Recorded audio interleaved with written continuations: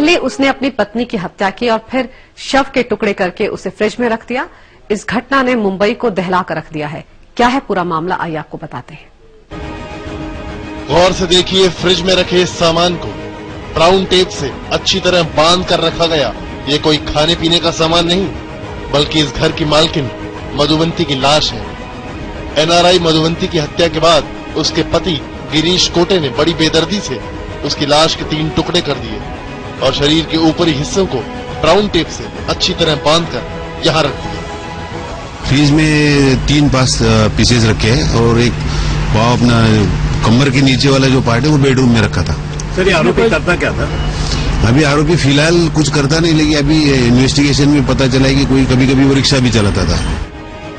NRI Madhuvanti के हैवान पति गिरीश कोटे ने उसके शरीर के कमर से नीचे के हिस्से को भी ब्राउन टेप से बांधकर बेड पर कपड़ों में छिपा कर रखा था।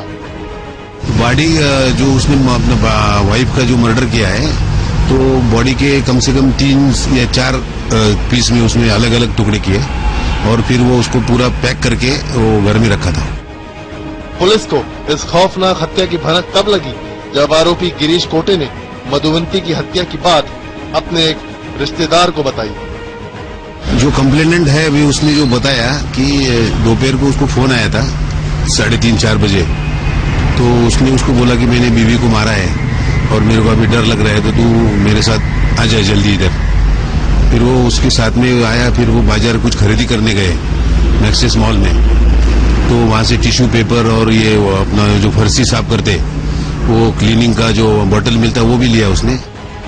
आरोपी गिरीश कोटे के रिश्तेदार की शिकायत के बाद मुंबई पुलिस ने मौका वारदात से गिरीश कोटे को गिरफ्तार कर लिया और मधुवंती की लाश के टुकड़ों को पोस्टमार्टम के लिए भेज दिया।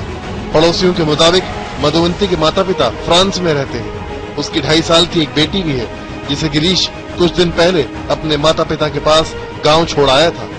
मधुवंती एक मॉल में जॉब करती थी, जबकि गिरीश बेरोजगार था।